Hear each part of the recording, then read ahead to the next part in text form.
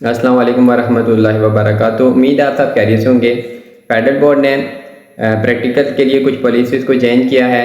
10th और second year के लिए, 9th के लिए भी है और 10th और सेकंड ईयर के लिए। पहले मैं आपको बता दूं कि पहले जो आप ओल्ड पैटर्न था वो ये था कि आप प्रैक्टिकल नोटबुक लेते थे, परचेज करते थे मार्केट में से, और आप पहले फिर उसको क्या करते थे, फिगर वगैरह जो बनाते थे या आप उसको लिखते थे, थ्योरेटिकली भी लिखते थे। लेकिन यह है कि फेडरल बोर्ड ने आपके लिए कि ये आसानी कर दी है कि प्रैक्टिकल नोटबुक ना आपने परचेज करनी है, ना ही प्रैक्टिकल नोटबुक आपने उसको बनाना है। और नंबर उसके ऊपर टाइम बहुत ज़्यादा लग जाता था।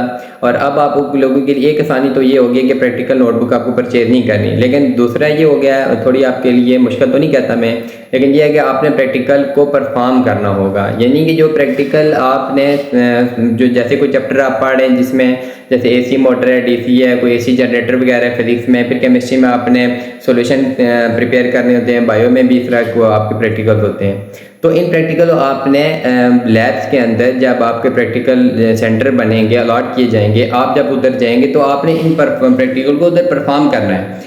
परफॉर्म करना आपको टीचर इंशाल्लाह सिखाएंगे। टीचर को भी कहता हूँ कि अपने अपने स्टूडेंट्स को बहुत अच्छे से गाइड करें और कैसे प्रैक्टिकल को परफॉर्म करना है वो भी बहुत अच्छे से आपको बताया जाए। प्रैक्टिकल के अंदर जो चीज़ें होती हैं, पैपरेटस जैसे हो गया, ऑब्जर्वेशन तो होंगी, कैलकुलेशन कैसे करनी है आपने, उसके बाद प्रोसीजर और कंक्लूजन है।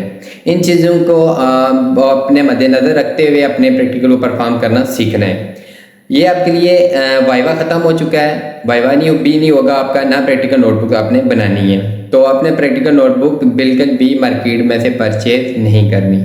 ठीक, आपको ई शीट प्रोवाइड की जाएगी। ई शीट के ऊपर क्वेश्चन होंगे, उन क्वेश्चन के आपने आंसर्स लिखने हैं और फिर आपको वहाँ पे प्रैक्टिकल भी परफॉर्म करवाए जाएंगे और आपने अच्छे से वहाँ पे परफॉर्म करना है। और सबसे पहले ये ज़रूरी है कि आपने अपने पेपर की जो आगे एग्ज़ाम आने वाले हैं कुछ टाइम मंथ्स के बाद, तो आपने बहुत अच्छे से उनकी तैयारी करनी है। थ्योरेटिकली जो थ्योरी पेपर होते हैं उनकी भी आपने अच्छी तैयारी करनी है, प्रैक्टिकल को भी अच्छी तैयारी करना है। आपने लैब के अंदर जब आपको टीचर सिखाएंगे तो आपने बहुत अच्छे से उस चीज़ को अंडरस्टैंड करना है कि किस पॉइंट के ऊपर कौन सी टीचर आपको बात समझाना चाह रहे हैं।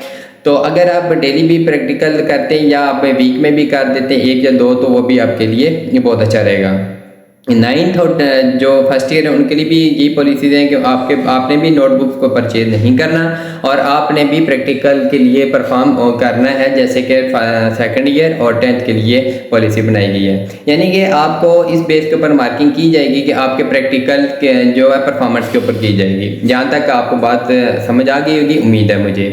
उसके बाद जो आपके पेपर है, जो थ्योरेटिकल पेपर होगा, उसकी जो कुछ चेंजिंग की गई है वो ये है कि पहले ये होता था कि जो ओल्ड पैटर्न था उसके मुताबिक कि आपको क्वेश्चन में नंबरिंग में चॉइस दी जाती थी। यानी कि आपको 11 क्वेश्चन दे दिए या 14 दे दिए, तो 14 में से 11 करने हैं, 12 है तो 9 करने हैं, तो आपको दी जाती थी। बट ये अब ऐसा नहीं है।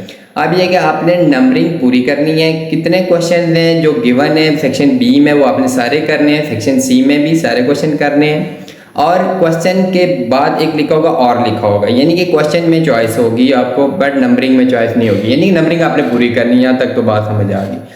अगर आप और वाला क्वेश्चन करते हैं, कोई एक कर देते हैं जो देते हैं, ठीक हो गया, तो फिर आपने उसी और वाला दूसरा क्वेश्चन नहीं करना। आपको बस उसमें चॉइस है कि आपने अगर लेट को 4 है, 4 पार्ट में आपको चॉइस दी गई है, तो आपने वो पहले वाला कर दिया, जो और के बाद था वो नहीं किया, तो फिर आप जो बाद वाला वो आप नहीं दोबारा कर सकते। ये आपने बाद मेक श्योर करनी है।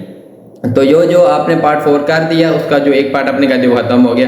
फिर आपने क्वेश्चन नंबर जो फर्दर जो आपका पार्ट है उसकी तरफ मूव करना है। ये सेक्शन बी हो गया, यानी कि आपने क्वेश्चन के अंदर आपकी चॉइस है कि अगर ये नहीं आता तो दूसरा कर लें, लेकिन आपको नंबरिंग में कोई चॉइस नहीं, नंबरिंग अपने पूरी करनी ही करनी है। लेकिन ये सारे क्वेश्चन में नहीं है कि और आपको आएगा ही आएगा। कुछ क्वेश्चन हैं जिनमें और आएगा, कुछ क्वेश्चन जिनमें और नहीं आएगा। मैथ्स में भी ऐसे, फिजिक्स में भी, केमिस्ट्री, यानी कि ओवरऑल आपका ये पॉलिसी नहीं आ चुकी है हर एक जो आपका सब्जेक्ट है उसके लिए। तो आपने बहुत अच्छे से तैयारी करनी है। टाइम आपके पास बहुत कम रह गया और कम टाइम के अंदर आपने तैयारी बहुत अच्छे से करनी है ताकि आप अच्छे से मार्क्स गेन कर सकें। जो प्रैक्टिकल आपको टीचर समझाएंगे, जब आपको टीचर लेक्चर दे रहे होते हैं, जो लेक्चर के दौरान आप कंसंट्रेट किया करें कि जो टीचर आपको चीज़ समझा रहे हैं, बाज़ टाइम वही चीज़ें आपकी पेपर में आ रही होती हैं। फिर आप कहते हैं कि हमारा या तो सिलेबस से बाहर से क्वेश्चन आ गया या कंसेप्चुअल आ गया। कंसेप्चुअल आते हैं, ठीक है, क्वेश्चन को थोड़ा सा जो पेपर मेकर होते हैं वो थोड़ा सा चेंज कर देते हैं, ये एडमिट करते हैं बात हम। लेकिन जो स्टूडेंट लेक्चर के दौरान कंसंट्रेशन करता है, कंसंट्रेट के साथ टीचर के लेक्चर को बहुत अच्छे से सुनता है, तो वो फिर अच्छे से अटैम्प्ट कर आता है। ज़रूरी नहीं होता कि आप बुक उठाएं और रटे मारना स्टार्ट कर दें, नहीं, टीचर की बातों को समझा करें, सुना करें वो क्या कह रहे होते हैं। अगर आपने उन बातों को अच्छे से अंडरस्टैंड कर लिया है तो इट मीन आप पेपर इंशाल्लाह अच्छे से कर सकेंगे। इसी तरह मैथ हो गया, मैथ के कुछ फार्मूलाज होते हैं, फिजिक्स के कुछ फार्मूलाज होते हैं, केमिस्ट्री के जो फार्मूलाज होते हैं उनको इम्प्लीमेंट कैसे करना है वो भी आप अच्छे से सीखा करेंगे, कौन सी जगह पे कौन सा फार्मूला लगाना है। तो ये छोटी छोटी मिस्टेक्स होती हैं जो आप स्टूडेंट्स कर देते हैं। फिर एक बात आपको मैं और बताता चलूँ कि व्हाइटनर का कम इस्तेमाल किया करें पेपर के अंदर। पेपर की जो प्रेजेंटेशन है वो आपकी नीट एंड क्लीन होनी चाहिए। बार बार आप व्हाइटनर जब यूज़ करते हैं तो पेपर की प्रेजेंटेशन बहुत ख़राब हो जाती है, तो उसे आप अवॉइड करें जो आपका व्हाइटनर है। तो कुछ पेपर से रिलेटेड बातें हैं कि पेपर प्रेजेंटेशन आपकी अच्छी होनी चाहिए। सबसे पहले वो क्वेश्चन अटैम्प्ट किया करें जो आपको सबसे अच्छा आता है, और उसको ब्लू मार्कर और ब्लू पेन का ज़्यादा से ज़्यादा इस्तेमाल करें। ब्लू मार्कर हेडिंग ज़्यादा दें, अच्छी सी करके हेडिंग दें, ताकि जब आपका पेपर अच्छा होगा तो पेपर चेकर को आसानी होगी, तो वो आपके नंबर इतने नहीं कट करेंगे। लेकिन जब आप पेपर चेकर को आप एक मुश्किलात में डाल रहे हैं, बार बार व्हाइटनर यूज़ कर रहे हैं, कटिंग कर रहे हैं, तो वो उसके लिए प्रॉब्लम होगी। तो वो फिर अब ज़ाहिर सी बात है, आप किसी के लिए प्रॉब्लम क्रिएट करते हैं तो वो फिर नंबर भी इतने अच्छे आपके नहीं आते, क्योंकि आपकी अपनी कुछ मिस्टेक्स होती हैं वहाँ पे। ये तो नहीं मैं कहता कि वो जो पेपर में चेक करें वो आपने व्हाइटनर यूज़ किया तो वो इसलिए वो थोड़ा सा पेपर आपके मार्क्स काटने शुरू कर दे, आप खुद अपने लिए प्रॉब्लम क्रिएट करते हैं। तो इन चीज़ों से अवॉइड किया करें। उम्मीद है मेरी सारी बातें आपको समझ आ गई होंगी। फिर भी आपको पेपर प्रेजेंटेशन इंशाल्लाह आपको बता दी जाएगी कि पेपर कैसे आपने अटैम्प्ट करना है।